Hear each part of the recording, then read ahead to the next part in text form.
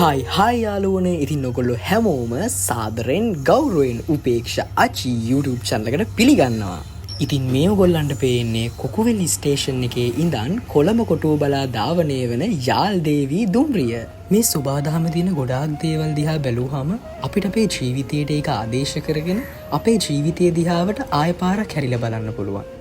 නිකමට හිතලා බලන්න කවදා හරි අපිට මිස් වෙන ට්‍රේන් එකක් අපිව ගන්න ආය පස්සට රිවර්ස් කරන්නේ වගේ තමයි අපේ ජීවිතෙත් අපිට සමහර මිස් වෙන දේවල් අපිට කවදාවත් ආය ලබා ගන්න බැරි වෙනවා. ඉතින් අපිට කරන්න තියෙන්නේ මේ මිස් වෙන දේවල් ගැන පසුතැවි ඉන්නවට වැඩිය අපි අපේ ඉතුරු අනාගත ජීවිතයට හොඳින් මුහුණ දෙන එක. දින සති මාස අවුරුදු ගෙවිලා යනකොට අපිට හිතෙන්නේ මේ ගෙවිලා යන්නේ කාලය කියලා. හැබැයි අපිට වැරදිලා. අපි දන්නේ නැතුව මේ ගෙවිලා ගිහින් තියෙන්නේ අපේ ජීවිතේ. හරි ළමයි දැන් අපි යමු වීඩියෝ එක බලන්න. ඔයාලා දන්නවනේ අද මම මොකද්ද ඔයගලන්ට අරගෙන එන්නේ කියලා. මේ තමයි අපි කැම්පස් එකට ඇවිල්ලා සහභාගී වෙන පළවෙනි ෆන්ක්ෂන් එක. ඒ කියන්නේ නවරාත්‍රි පූජාව තියෙන්නේ අද. දැන් අපි කට්ටිය මුදේම නැගිටලා මේ වේටි ටික මදින්නයි යන්නේ. ඇත්තටම අපි ගත්ත දිග වේටිනේ. ඉතින් ඒවා මදින්න ගොඩාක් අමාරුයි. අපි ඉතින් කොහොම හරි මදින්න මේ try කරන ගමු. අපේ රණුජයට තියෙන බොහෝම දුක් මහන්සියෙන් හදාගත්ත ඇඟක්නේ. ඒක නිසා එයාගේ ඇඟ වටේ වේටිය 10 පාරක් වුණත් ඔතන්න පුළුවන්. ඒත් වේටි ඉවර වෙන්නේ නැහැ. රණුජය ඉවර වෙනවා. දැන් අපි බලමු අපි අනිත් ළමයි ටික කොහොමද ගන්න කියලා. මං හිතන්නේ එයාට නම් අමාරු වෙන්නේ නැහැ. මොකද මං ඊයේ රෑ ඒගොල්ලන්ට පැය ගාණක් තිස්සේ වේටි අඳින විදිය ගැන පාඩමක්ම කියලා දුන්නා.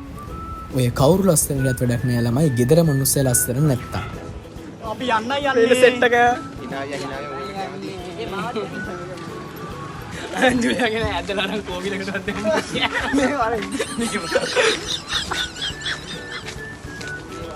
ගොඩාක් ලොකු යුද්ධයක් උදේ තිබ්බේ. ඉතින් අපි ලෑස්ති අද වැඩේ සුපිරියට දෙන්න. බලමු අද දිගටම vlog එක බලන්න. අලුත් දේවල් ගොඩාක් ඔයගොල්ලන්ට බලන්න පුළුවන් වෙනවා. මතකව subscribe කරලා තියාගන්න. අනිවාර්යෙන් subscribe කරන්න ඕනේ අනිවාර්යෙන්. wow පේනවනේ අපේ entrance එකේ ලස්සන. ඇත්තටම ගොඩාක් ටැමිල් කල්චරල් දේවල් වලට ඒගොල්ලන්ගේ ඉවෙන්ට්ස් වලට ඒගොල්ලෝ අනිවාර්යයෙන්ම entrance එකේ මේ වගේ කෙසෙල් ගස් දෙකක් තියෙනවා. මම ඕගොල්ලන්ට මේ වීඩියෝ එකෙන් කියලා දෙන්නම් මොනවාද මේ ටැමිල් කල්චර් එකත් එක්ක තියෙන දේවල් කියලා. අපිට ප්‍රශ්නයක් තියෙනවානේ ඇයි මේ හැමදේටම කෙහෙල් ගහගන්නේ කියලා. ඒගොල්ලන්ගේ ආගමේ අනුව මේ ලෝකේ ප්‍රධානම පළතුරු තුනක් තියෙනවා. එකක් තමයි කෙහෙල් ගහ, අනිත් එක තමයි කොස් ගහ, අනිත් එක තමයි අඹ ගහ. ඉතින් කෙහෙල් ගහ කියලා කියන්නේ කොයි කාලෙවත් එකම විදිහට පළ ලබා දෙන ගහක්නේ. ඒක නිසා කෙහෙල් ගහ ඒගොල්ලෝ විශේෂ කරලා සලකනවා. ඒක තමයි හැම ෆන්ක්ෂන් එකකටම කෙහෙල් ගහක් ගන්න හේතුව. දැන් අපි බලමු කෝලම් රටා ගැන. අපිට කෝලම් රටා හරි ලස්සනට පේනකොට මේකට ඒගොල්ලෝ ගොඩාක් මහන්සි වෙනවා. අපේ පරිසරයේ ඉන්නවා Tamanට තනියම ආහාර හොයාගන්න බැරි සත්තු. හරියට කූඹි පුංචි සත්තු. ඉතින් ඒගොල්ලෝ විශ්වාස කරනවා මේ කෝලම් රටාවල තියෙන කෑම ඒ කූඹි වගේ පොඩි සත්තු කනවා කියලා. ඉතින් ඒගොල්ලන්ට ආහාරයක් විදිහට තමයි මේ කෝලම් රටාව දාන්නේ ඇත්තටම. ඉතින් පේනව නේද? අපේ සිංහලයේ දාන බෙදනවා වගේ ඒගොල්ලෝ දෙවියන්ට පූජාවට තියන්නේ ප්‍රසාදම් කියලා ඒ ආහාර. ඒගොල්ලෝ පැණි බත්, එතකොට කඩල, වඩේ, කෙසෙල්, පළතුරු ඒ වගේ දේවල් තමයි දෙවිවරුන්ට පූජා කරන්නේ. Taman තනියම කෑමක් හැදුවොත් ඒක තනියම එකටම Tamanට ගන්න බෑ. ප්‍රධානම දේ තමයි ඒගොල්ලෝ පළවෙනියට මේක දෙවියන්ට කොටසක් දෙන්න ඕනේ. ඊළඟට සත්තුන්ට කොටසක් දෙන්න ඕනේ. ඊළඟට නැති බැරි අසරණ කෙනෙක්ට කොටසක් දෙන්න ඕනේ. හතරවෙනි කොටස තමයි Tamanගේ ආහාරය සඳහා ගන්න ඕනේ. පේනව නේද හැම ආගමකම කොයිතරම්නම් මිනිස්යන්ට දේවල් ගන්න ඉතිරි වෙලා තියෙනවද කියලා. නවරාත්‍රි පූජාව ගැන කතා කරොත් නවරාත්‍රි පූජාව කියලා කියන්නේ හින්දුවගේ තියෙන ප්‍රධානම උත්සවයක්. ඒක දවස් 9ක් දෙවිවරු 3 දෙනෙක් වෙනුවෙන් තමයි පවත්වන්නේ. ඒගොල්ලන්ගේ තියෙනවා ත්‍රිදේවී කියලා තමයි කියන්නේ. ඒ කියන්නේ දුර්ගා, ලක්ෂ්මී, සරස්වති. නවරාත්‍රි පූජාවේ අන්තිම දවස තමයි වෙන් වෙන සරස්වති දෙවියන් වෙනුවෙන්. ඉතින් එදාට ගොඩාක් ටැමිල් පුංචි ළමයිට අකුරු කියවනවා. විද්‍යාරම්භම් කියලා තමයි ඒගොල්ලෝ කියන්නේ. සරස්වතී දේවිය කියලා කියන්නේ සියලුම කලාවන්ට අධිපති දෙවගණ විදිහට සලකන්නේ. මේ දේවියන් තුන්දෙනාම Tamanගේ ස්වාමියාගේ ශරීරය තුල වාසය කරනවා. අපි දන්නවා පාර්වතී දේවිය ශිව දෙවියන් තුල වාසය කරනවා. ඒකට කියනවා අර්ධනාරීශ්වර කියලා. එතකොට විෂ්ණු දෙවියන්ගේ බිරිඳ ලක්ෂ්මී දේවිය විෂ්ණු දෙවියන්ගේ හදවතේ වාසය කරනවා. සරස්වතී දේවියගේ ස්වාම පුරුෂයා තමයි මහා බ්‍රහ්මයා. මහා බ්‍රහ්මයාගේ දිව තුල තමයි සරස්වතී දේවිය වාසය කරන්නේ. ඉතින් දැන් අපි කට්ටිය විභූති, චන්දන, කුංකුම තියාගෙන පූජාවට ලෑස්ති වෙන්න යන්නේ. වීටි අන්දන එකේ ක්‍රම තියෙනවනේ. දැන් මේ අයින් කරන අංජුරට අන්දන්නේ ඒ එක විදිහක්.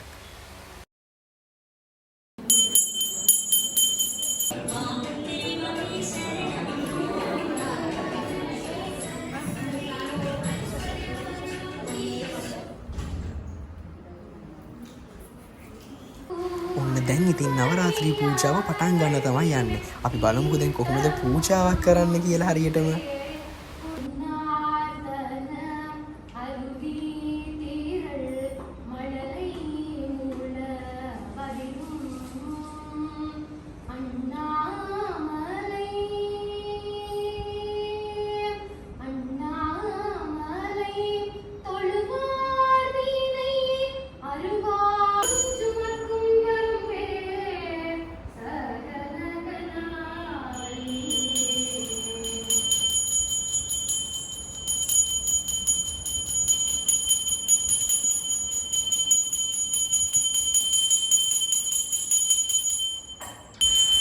ඉතින් ඔයගොල්ලන්ට ඔය ඇහුනේ ඔන්න ඔය වගේ ශෝස්ත්‍ර කියා සරස්වතී මෑණියන්ට ප්‍රශංසා කරනවා.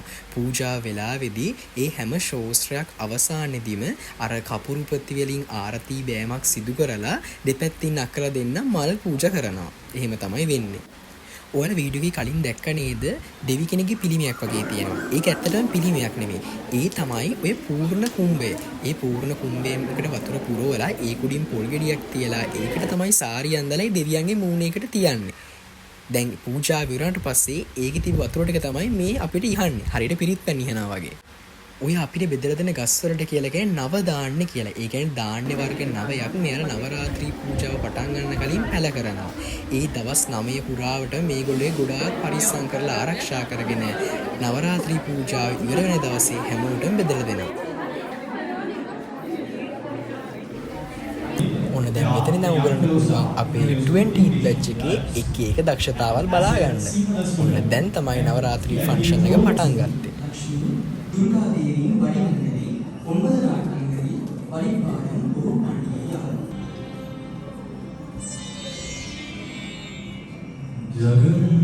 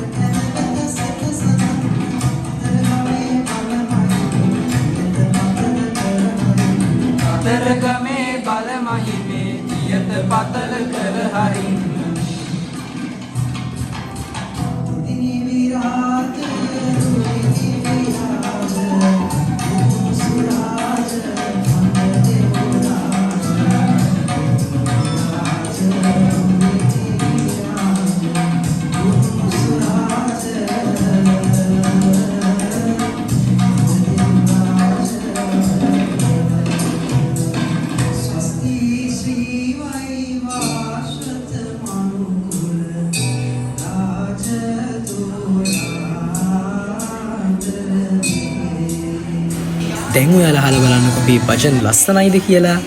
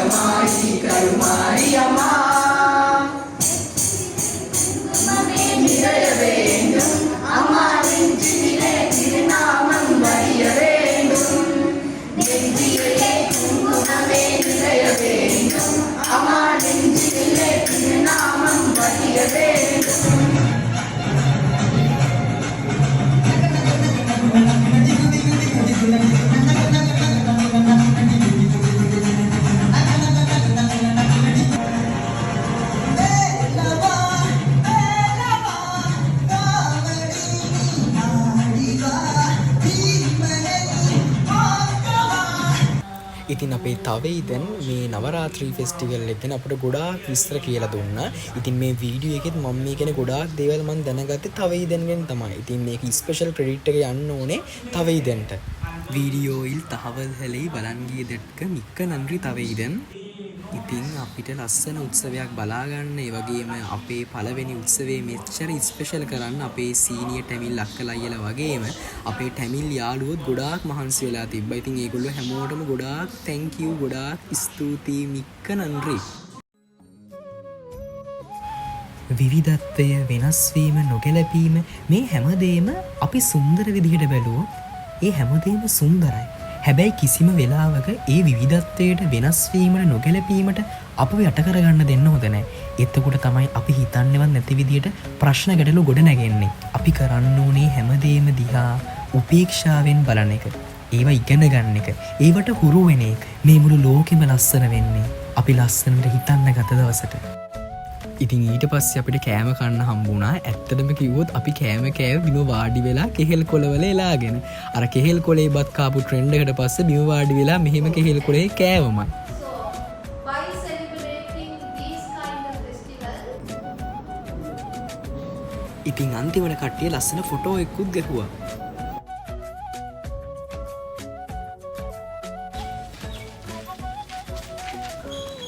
හරි දැන් අපි නවරාත්‍රී සමරලා ඉවරයි. දවල් තමයි නවරාත්‍රී සමරුවේ.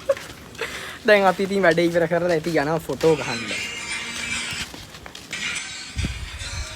මේ තියෙන අපේ කැම්පස් එකේ තියෙන කෝවිල. දවසක ඔයගොල්ලන්ව ඒක බලන්නත් මම එක් කරගෙන යන්නම්කෝ. ඉතින් අද වීඩියෝ එකෙන් මම හිතනවා ඔයගොල්ලෝ ගොඩාක් අලුත් දේවල් ඉගෙන ගන්න ඇති කියලා. ඉතින් වීඩියෝ එක හොඳ නම් ලයික් කරන්න, කමෙන්ට් කරන්න, ෂෙයා කරන්න, channel එක subscribe කරලා තියාගන්න. ඉතින් එහෙනම් මං ගිහින් එන්න ඔයගොල්ලෝ හැමෝම පරිස්සමෙන් ඉන්න ආදරෙයි.